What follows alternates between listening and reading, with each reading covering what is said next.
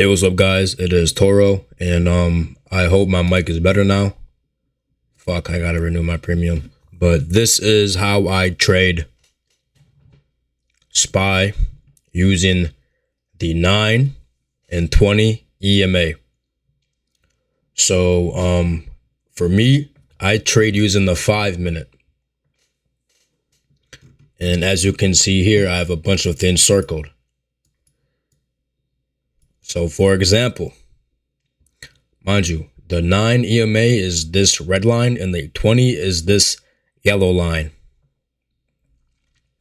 So you see how right here, how these two crossed in an upward motion? Right here, you would enter calls.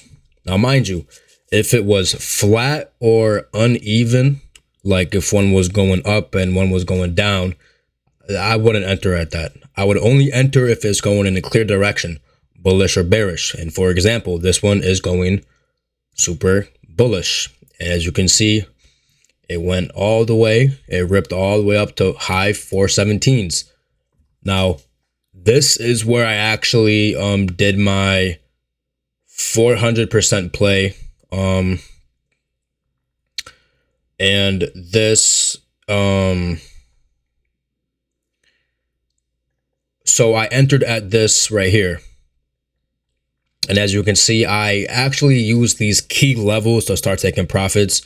Like I took profits here, here, and here, and I finally took out at here at like 525%, 500%. You've seen the screenshots and the profits on the channel. It's fucking insane.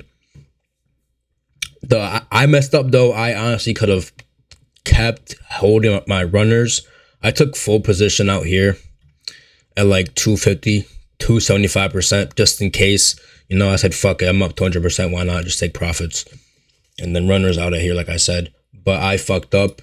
I was impatient. I could have held. And for me, my exit strategy, along with entry, is using EMAs.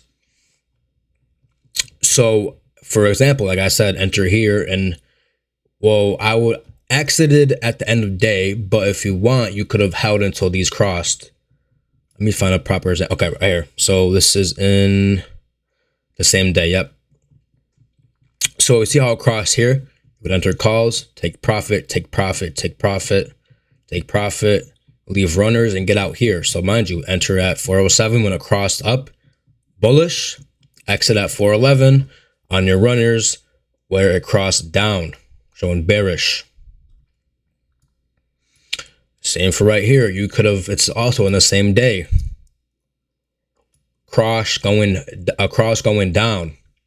Bearish. You would have entered at 413 and you would have rolled this all the way down to 408. And you would have taken profits there and it would have entered calls and printed on both sides of the stock. Now, mind you, you can't only rely on EMAs. I mean, you could, but me personally, I also like to use the MACD. Now, here's a little tip with the MACD. You can kind of see the MACD. As you can see here, how it crossed just like the EMAs. But look at this, it crossed before the EMAs. So this is a kind of indicator of reversals. They're moving averages. So same thing up here, 9 and 12 and 16 or 26, excuse me. So this would also be an indication, plus the volume going down and stuff like that. And confirmation would be also more of the cross. Also use RSI, but not as much for like divergencies and shit like that. But not really. But yeah, I really love this because you can see how, like right here, it crossed and it crossed right here before it even did it. So you could have entered calls and banked. So another way I actually trade, that is one, so EMAs. Another way is highs and lows. So for that, I like to go to the 1 day. Sorry, my chart's really messy. I'm sorry about that. And you can't really see it because it is hidden, or you can, but because it's hidden behind this level. but I go to the 1 day candle, and at the top of the candle, at the bottom of the candle, I put these lines. And as you can see, with that level back down, and as you can see, let me clean up my chart a little bit. Sorry about that. So as you can see here, it really acts kind of like a support and resistance, really. You can clean it up a little bit by... So another way you could do it is if it were to close above this line, you would enter calls, and close below, you would enter puts. Let's see if I can find an example of that.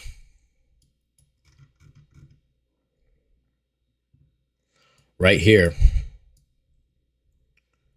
On May 31st, you can see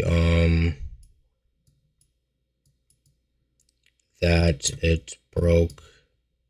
Sorry, I'm just doing this. That it broke the lows. But damn, I gotta renew my premium. I'm lacking heavy. So May 31st. So all of this was not here. So you see here how it kind of rejected, and then on it closed. So you would watch this. So you wait for a close under, right? Usually it retests. So in this candle, I would enter for the close below, and this would lead to this. But you always have to make sure that it closes.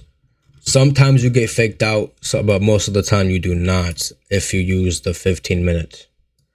5-minute is more for fake outs, personally, from experience, for highs and lows, but for EMAs it's pretty good. And another way I trade, like I said, is key levels.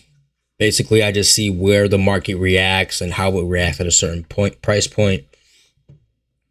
Like, for example, this 1406 level, every time it has broken down, it has fucking tanked. Like right here, broken down, tanked, broken down, tanked, broke, tank, broke, tank, broke, tank. You get the point. They really just trade off and on from this key levels, especially these three right here. You can see they just bounce in between them. You can play level breaks, levels, everything. Like I would play breaks up and breaks down. Like this was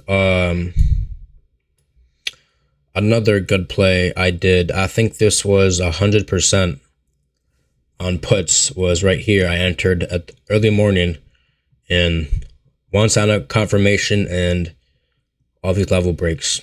So you would enter, take profits, take profits, take profits, etc. So in my next video, I'm going to show you guys how to play levels with live trading, like proof videos of me doing it, and how they the EMAs are going in live sessions. So and I will show you how to find them. So thank you guys for watching. I hope you enjoy. Have a good one.